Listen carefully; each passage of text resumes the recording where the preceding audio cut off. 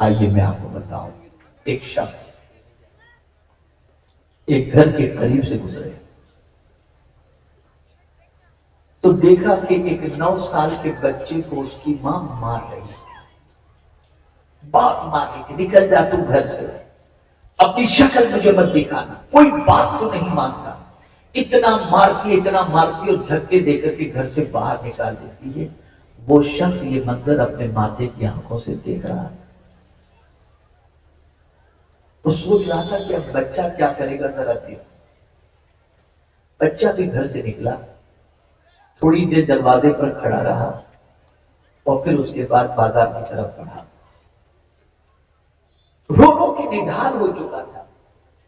کچھ قدم بازار کی طرف بڑھا، ادھر ادھر دیکھا، تھوڑی دیر گزری، پھر پلٹ کر کے گھر پر آیا اور پھر گھر کے دروازے پر پہنچ کر گھر کے دروازے کی چوکھٹ پر سر رکھ کے بیٹھ گئے، یہاں تک کہ تھک تو چکا تھا، آنکھ لگ گئی۔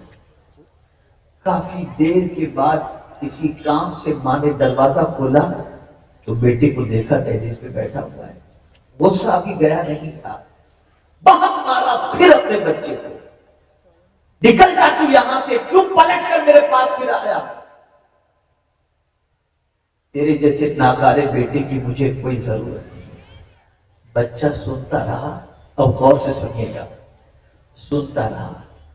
اس کے بعد اس بچے نے کہا، ماں تو نے مجھے نکال دیا تھا نا، میں نے بھی ارادہ کر لیا تھا کسی ہوٹل میں برتن صاف کر کے وہاں رہ جاؤں گا، کسی مسافر خانے کے اندر کام کرنے، جھاڑو وغیرہ صفائی وغیرہ کے کام میں لگ کے وہاں رہ جاؤں گا، کسی کے گھر نوکر بن کر کے اس کے گھر کا کام کر لوں گا، لیکن تیرے پاس نہیں آؤں گا، تو نے اتنا مجھے مارا تھا، میں نے بالکل ارادہ کر لیا تھا کہ اب تیرے پاس پلٹ کر کے نہیں آؤں گا، کہیں بھی گزر بسر کر لوں گا، لیکن ایک خیال مجھے تیرے پاس لیا۔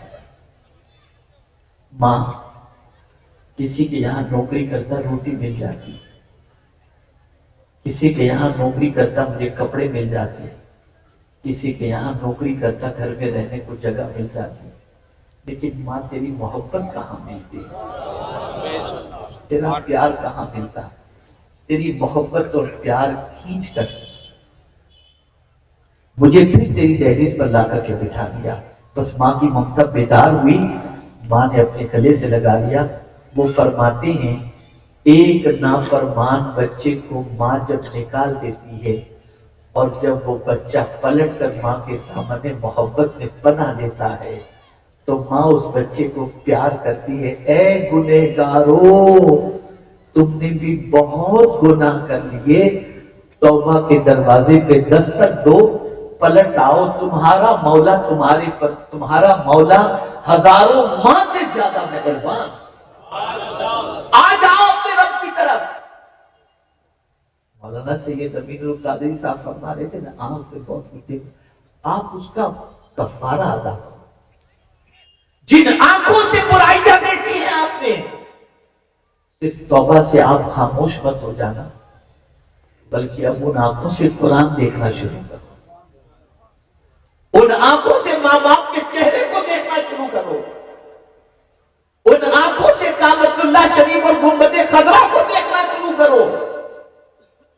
میرے پیارے آقا صلی اللہ علیہ وسلم کے پیارے دیوانوں، ایک سوال میں آپ سے پوچھتا ہوں، کیا ملا گناہ کر کے آپ کو؟ کیا پایا گناہ کر کے آپ نے؟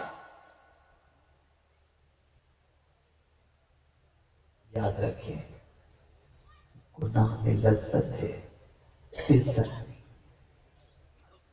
عزت نہیں،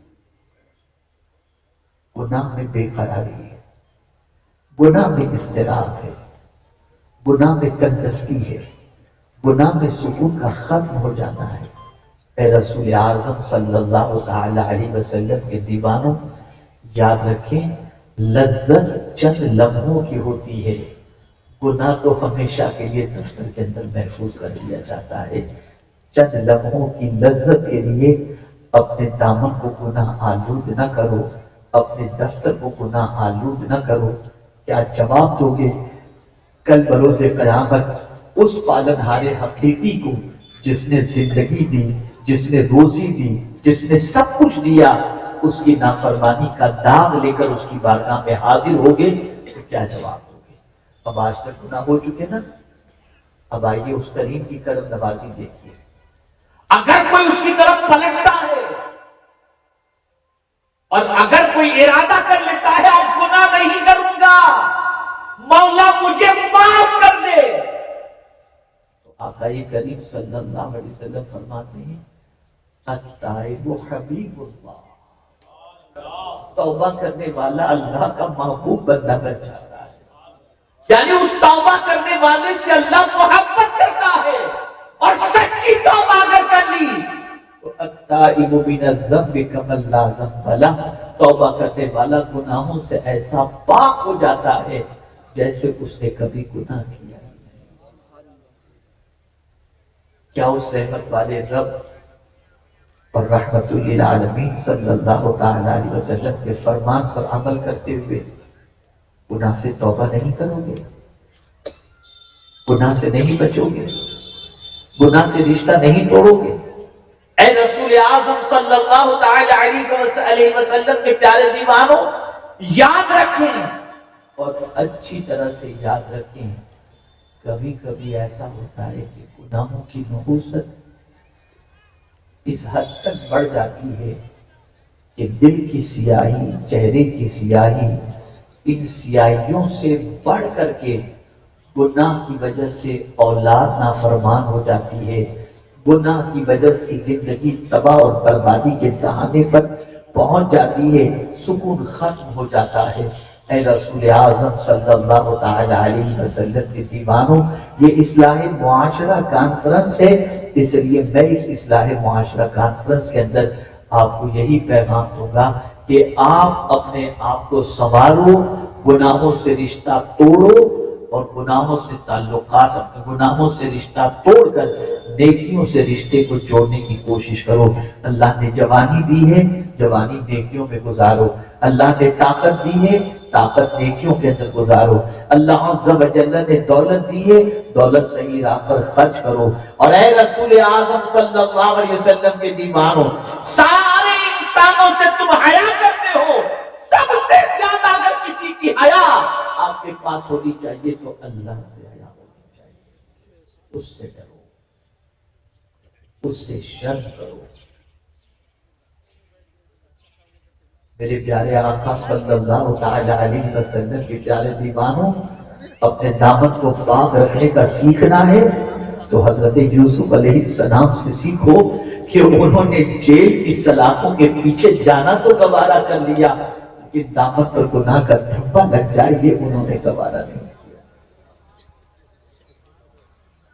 اے رسول اعظم صلی اللہ علیہ وسلم کے دیوانوں، آج ہمارا معاشرہ اگر گناہ سے رشتہ توڑ دے اور نیکیوں سے رشتہ جوڑ لے، ہر گھر کے اندر سکون ہی سکون رہے گا اور ہر انسان کے اندر سکون ہی سکون رہے گا.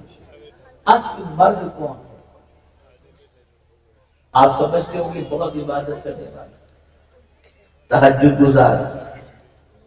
صوفیہ فرماتے ہیں اصل مرد وہ ہے جو اپنے دامن کو خواہش نفس اور شیطان کی پیروی سے بچائے اور اللہ کی نافرمانی اور اس کے رسول صلی اللہ علیہ وسلم کی نافرمانی سے خود کو بچائے رکھے.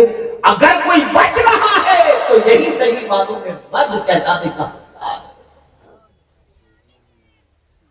گناہوں سے بچو، گناہوں سے رکو. نیکی کے عوض میں ایک جنت اور گناہ سے بچنے کے عوض میں دو جنتوں کی بشارت ملی ہے. وَلِمَنْ خَافَ مَقَامَ رَبِّهِ جَنَّتَانِ، یہ قرآن کا فرمان ہے. گناہ آپ کو آواز دے رہا ہے، بدکرداری آپ کو آواز دے رہی ہے، برائی آپ کو آواز دے رہی ہے، ہر طرف سے گناہ استقبال کرنے کے لیے تیار ہے. بس آپ صرف اتنا سوچو، مولا دیکھ رہا ہے، رب قدیر دیکھ رہا ہے، پالنہار حقیقی دیکھ رہا ہے، معبود برحق دیکھ رہا ہے، اور اسی کے ساتھ ساتھ اس کی پکڑ سے ڈرو اس کی پکڑ جب ہوتی ہے تو دنیا کی کوئی طاقت چھڑا نہیں سکتی، اور اس کی پکڑ بہت سخت ترین ہے۔ میرے پیارے آقا صلی اللہ تعالی علیہ وسلم کے پیارے دیوانوں، تو آج کے بعد اپنے دامن کو گناہوں سے بچانے کی کوشش کریں اور اپنی زندگی کو قانون الہی اور قانون رسول صلی اللہ علیہ وسلم کے سانچے میں ڈالنے کی کوشش کریں، اور اللہ کی بارگاہ کے اندر اپنے گناہوں سے سچے دل سے توبہ کریں۔ اس سے زیادہ پیار دینے والا کوئی دوسرا ہے ہی نہیں۔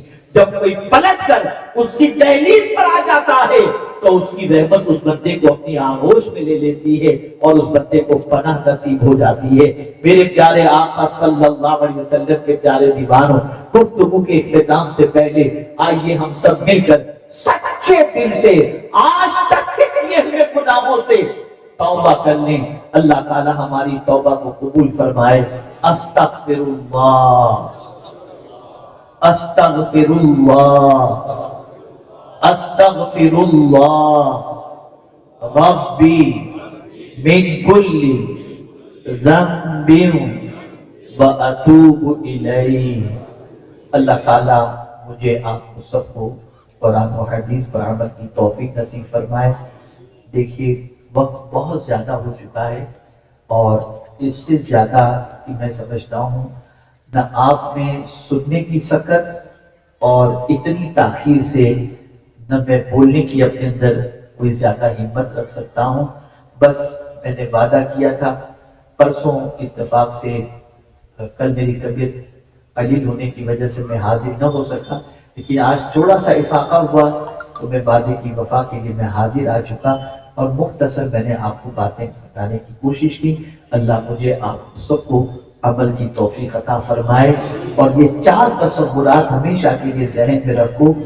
آپ اللہ عز و جل آپ کے ساتھ، وہ آپ کو دیکھ رہا ہے، اس کی پکڑ سخت ترین ہے، اور کچھ بھی کر رہے ہو اس سے چھپا ہوا نہیں۔ اب یہ تصورات کو آپ جب دل و دماغ کے اندر محفوظ کر لیں گے نا تو انشاءاللہ قدم گناہوں کی طرف بڑھنے سے بچیں گے۔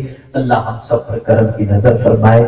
وما علینا الا البلاغ المبین۔ السلام علیکم ورحمۃ اللہ وبرکاتہ۔